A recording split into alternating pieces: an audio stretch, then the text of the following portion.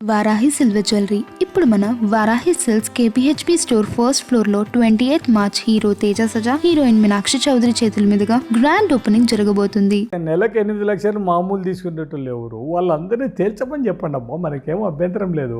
ధైర్యంగా భూ కబ్జాల విషయంలో మాట్లాడుతున్నారు మీరు. వాళ్ళు ప్రెస్ మీట్ పెట్టి ఏంటి మీ ధైర్యం?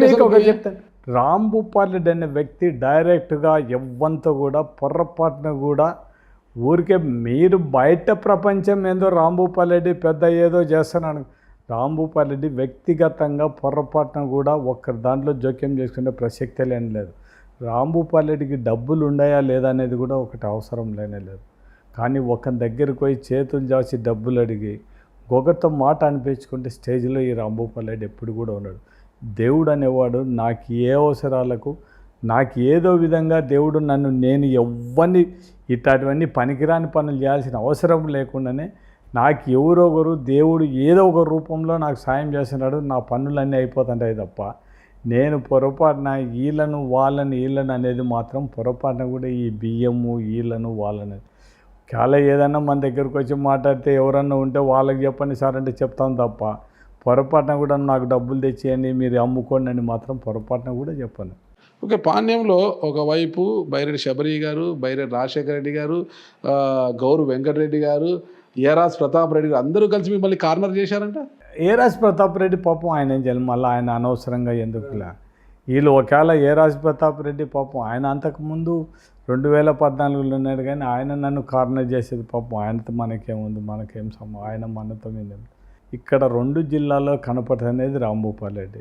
రాంభూపాల్ రెడ్డిని ఖచ్చితంగా న్యాచురల్, అది ఇంకెవరైనా కూడా అది అవతల పార్టీ వాళ్ళు ఎవరు అంత స్ట్రాంగ్ అంటారు అని టార్గెట్ చేయడం, దాని గురించి పెద్దగా ఆలోచన చేయాల్సిన అవసరం లేదు. వాళ్ళు ఇప్పుడు అదే పరిస్థితి మనం ఉన్నాయి, ఎవరున్నాయని ఏ పార్టీని కూడా ఖచ్చితంగా టార్గెట్ చేస్తారు, ఎందుకు వదిలిపెట్టారు?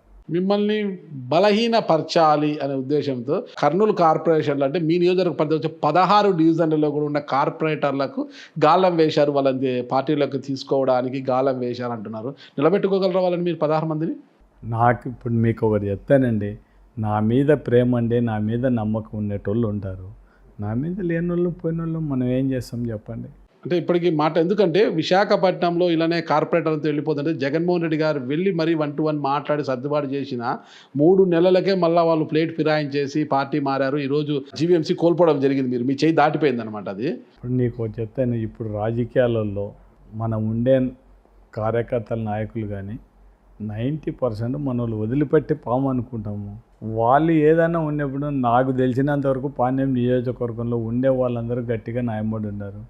పోయిన వాళ్ళు 2-3 పోయిన వాళ్ళు పోయింటారు తప్ప అంతకంటే ఏమి ఉండదు. ఓకే, ఇంత జరుగుతుంది. 2029కి పార్టీ బలోపేతం అవుతుందని మీరు అనుకుంటున్నారా? 100% అవుతుందా?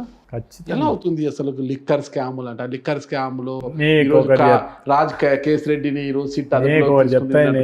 ఇప్పుడు మీకు ఒకటి చెప్తానండి, ఏదో ఒకటి అలిగేషన్ చేయాలి. మీరు అందరు కూడా మొత్తం ఆంధ్రప్రదేశ్లో అందరూ కూడా తెలుసుకోవాల్సింది ఒకటే, అమ్మింది గవర్నమెంట్ షాపులు, డబ్బులు డైరెక్ట్గా గవర్నమెంట్కే ఇచ్చినారు. లిక్కర్ కొనేదానికి బిల్లు ఉంటుందా? డిస్టిలరీస్ నుంచి కొనేదానికి బిల్లు ఉంటుంది కదా, మనం వీడు ఎంత అమ్ముతున్నదని తెలుస్తుంది కదా. మళ్ళీ ఎట్లా డబ్బులు ఊరికే ఇష్టం వచ్చినట్టు మాట్లాడితే ఎట్లయితే చెప్పండి. ఇప్పుడు మీరు అమ్మింది గవర్నమెంట్స్ ఆఫీసర్లతో అమ్మించినారు. ఇప్పుడు ఈడ ఉండేదానికి ఇప్పుడు వాళ్ళు మాట్లాడితే అంతకుముందు ఇప్పుడంటే తెలుగుదేశం కార్యకర్తలు వాళ్ళే మొత్తం బ్రాందీ షాపులు కంటే అవి బార్లు ఏ విధంగా ఓపెన్ చేశారో అంత ఓపెన్లో మొత్తం ప్రతి ఒక్క బ్రాందీ షాప్ దగ్గర మొత్తం బాటిల్స్ పెట్టి బెల్ట్ షాపులు వదిలిపెట్టాను. అది పల్లెటూళ్ళలో అదేదన్నా బ్రాందీ షాపుల దగ్గర కళ్ళు దుకాణంలో ఇంతకుముందు మీరు చూసిన కళ్ళు అమ్మే వాళ్ళను మీకు మతికింది ఐడియా ఉందో లేదో, ఈ కళ్ళు కాంపౌండ్ అని ఉంటుంది, కళ్ళు అమ్మే కాడ మొత్తం పెద్ద ఒక దాంట్లో వేసి మొత్తం అందరినీ కూడా ఆడవాడు ఈ మటన్ ముక్కలు నడుచుకోవడానికి అవన్నీ పెట్టి ఇప్పుడు బ్రాందీ షాపుల దగ్గర ఆడనే చికెన్ ఆడనే మటన్ మొత్తం పెట్టేసి మొత్తం బార్లను మించిన విధంగా వాళ్ళే ఆనే గ్లాసుల ముందనే తాగే పరిస్థితి వస్తే మీ హయాంలో మల్లెపూలు అగరబత్తీలు అమ్మారా బ్రాంతి షాపుల ముందర మీ అట్లా కాదు. ప్రభుత్వ హయాంలో? మీకు ఒకటి చెప్తానండి, మీ ప్రభుత్వ హయాంలో మల్లెపూలు అగరబత్తీలు ఏమన్నా అమ్మారా బ్రాంతి షాప్ ముందర? మేము మందు అమ్మినాం కానీ మందు షాప్ ముందర ఎక్కడైనా నాన్ వెజ్ కదా ఉపాధి? అట్లా కాదండి. ఇప్పుడు బ్రాందీ షాప్ అనేది ఆడ కూర్చోబెట్టి తాపడానికి కాదు, ఆడ మందు కొనుక్కోపోవాల్సిందే. కరెక్ట్. దానికే కట్టుబడి ఉన్నాయి. మీరు మాట్లాడేది ఊరికే మీరు అట్లా అంత వేగంగా మాట్లాడేది కాదు. మేము మా గవర్నమెంట్ షాపులు ఉన్నప్పుడు పొరపాటున కూడా లూజు అమ్మడం లేదు. మనం వాళ్ళు ఏదన్నా పక్కన రొంత దూరంలో ఏదన్నా వాళ్ళు అది కూడా అలౌ చేయలేదు. పోలీసులు పట్టుకుంటారు, బెల్ట్ షాపులు ఇవన్నీ కూడా చాలా వరకు అమ్మకుండానే చాలా వరకు చేసినారు.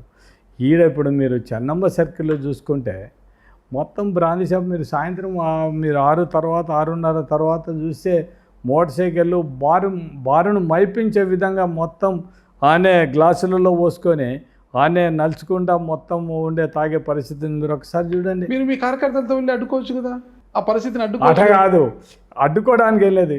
ఈ ఆంధ్రప్రదేశ్లో స్టేట్ డైరెక్టర్ ఆయనకు ఫోన్ చేపితే 3 సార్లు ఫోటోలు తీసి పంపించినా కూడా ఆ డైరెక్టర్ నేను యాక్షన్ తీసుకుంటాను, ఇంతవరకు యాక్షన్ తీసుకోలేని పరిస్థితులు ఉన్నారు ఆఫీసర్లు. ఇంకా ఏం మాట్లాడతాం చెప్పండి. విజయసాయి రెడ్డి గారు ఇప్పుడు అప్రూవర్గా మారిపోయినట్టు మీ పార్టీని వీడిన తర్వాత విజయసాయి రెడ్డి త్వరలో బీజేపీ కండువా కప్పుకోబోతుంది. ఆయన ఏమన్నారు, ఏపీలోకి ఒరిస్సాలో లిక్కర్ కొని తమిళనాడు స్టిక్కర్లు వేసుకొని ఏపీలోకి తెచ్చి అమ్మారు అనేదే ప్రధానమైన. మీకు ఒకటి చెప్తానండి, పార్టీ మారిన తర్వాత ఇష్టం వచ్చేట్టు మాట్లాడడం చాలా తప్పు. నువ్వు ఈ పార్టీలో ఉన్నప్పుడే పార్టీ తప్పు చేసింటే పార్టీలోనే ఉండి తిరగబడి అప్పుడు బయటికి పోయి మాట్లాడితే జరుగుతుంది. కానీ నువ్వు పార్టీ నుంచి బయటకు పోయినప్పుడు ఏం మాట్లాడినావు, నేను వద్దు, నాకు ఏ రాజకీయాలు వద్దు, నేను వ్యవసాయం చేసుకుంటాను, జగన్మోహన్ రెడ్డిని ఇప్పటికైనా చెప్తున్నాను వాళ్ళను ఈ నుంచి బయటకు బాగుపడతాడు, రైట్, అది మంచి సలహానే. ఇప్పుడు బయటకు వచ్చినాక ఈ బ్రాందీ షాపుల గురించి ఇవన్నీ మాట్లాడడం అనేది ఉన్నప్పుడు మీరే నెంబర్ 2 అన్నారు, మళ్ళీ ఇప్పుడు మాట్లాడితే ఎంతవరకు అనేది ఒక్కసారి. ఇప్పుడు నేనే రాజకీయ నాయకుడిని, నాకు ఇష్టం లేకుంటే నేను బయటికి వెళ్ళిపోవచ్చు తప్ప నేను జగన్మోహన్ రెడ్డి అది చేసినాడు ఇది చేసినాడు మాట్లాడడం అనేది చాలా తప్పు అవుతుంది. ఒక పార్టీలోండి మా నాయకుడు చాలా అన్నీ మాట్లాడి పొగిడి ఇప్పుడు మాకు ఆయన మొత్తానే ఎమ్మడే అంతలేకే మా లీడర్ అంత వెగుటైపోతాడా చెప్పండి. మరి విజయసాయి రెడ్డి గారి పరిస్థితి అలాది, పార్టీని వీడిపోయారు, అసలు పార్టీలో రసగులన్నీ బయట పెడుతున్నారు, ఏం జరిగాయని. మద్యం విషయంలో కూడా ఆయన అన్ని విషయాలు మాట్లాడుతున్నారు. మరి మద్యం సూత్రధారి అయిన రాజ్ కేసిరెడ్డిని నిన్న సిట్ అధికారులు అదుపులోకి తీసుకొని విచారిస్తున్నారు. రోజు ఏం జరుగుతుందో చూస్తాం.